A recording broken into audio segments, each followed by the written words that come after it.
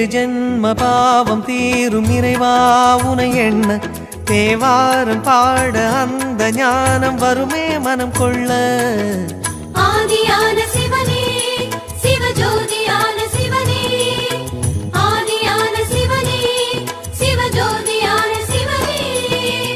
ஏழு ஜென்ம பாவம் தீரும் இறைவா உனை எண்ண தேவாரம் பாட அந்த ஞானம் வருமே மனம் கொள்ள.